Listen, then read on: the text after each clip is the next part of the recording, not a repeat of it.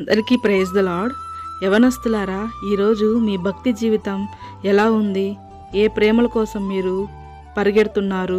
మనకు ఆల్రెడీ యేసయ్య నిజమైన ప్రేమ ఎలా ఉంటుందో కల్వరి సిలువలో ఆయన మన కొరకు ప్రాణం పెట్టి మరి చూపించాడు. కాబట్టి ఈ లోక ప్రేమల కొరకు పరుగులెట్టబాకండి. దేవుడు మనతో ఈ విధంగా మాట్లాడుతున్నాడు కీర్తనల గ్రంథంలో. యవనస్తులు దేని చేత తమ నడత శుద్ధిపరుచుకొందురు? నీ వాక్యమును బట్టి దానిని జాగ్రత్తగా చూచుకొనుట చేతనే కదా అని మాట్లాడుతున్నారు. అంటే వాక్యానుసారమైన జీవితాన్ని బ్రతకమని దేవుడు మనకి ఈరోజు చెప్తున్నాడు. మీరు ఈ లోకంలో ఉన్న టెంపరరీ ప్రేమల కొరకు పరిగెత్తబాకండి. ముందు మీరు దేవునిలో నిలకడగా జీవించండి.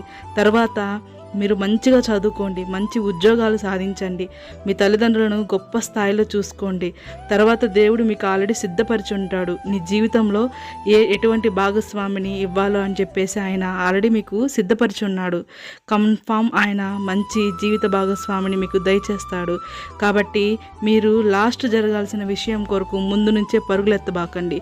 ముందు మీ జీవితాలలో మీరు సెటిల్ అవ్వండి, యేసయ్యలో గొప్పగా ఎదగండి. ఒక్కసారి యవ్వన జీవితం అనేది చెడిపోతే అది మరలా తిరిగి రాదు. కాబట్టి ఈ యవ్వన జీవితం అనేది ఎంతో శ్రేష్టకరమైన జీవితం. మీ యొక్క యవ్వన జీవితాన్ని చాలా జాగ్రత్తగా కాపాడుకోండి. దేవునిలో సంబంధమైన ఆకర్షణలు ఎన్నో మీకు ఎదురవుతుంటాయి. కాబట్టి అటువంటి సాతాను ఆకర్షణలకు అస్సలు లోబడబాకండి. మీ చేతిలో పరిశుద్ధ గ్రంథాన్ని దేవుడు పెట్టున్నాడు. కాబట్టి ఆ పరిశుద్ధ గ్రంథాన్ని మీరు రోజు చదివి, రోజు మోకరించి దేవుని సన్నిధిలో ప్రార్థించి మీ యొక్క యవ్వన జీవితాన్ని కాపాడుకోవడానికి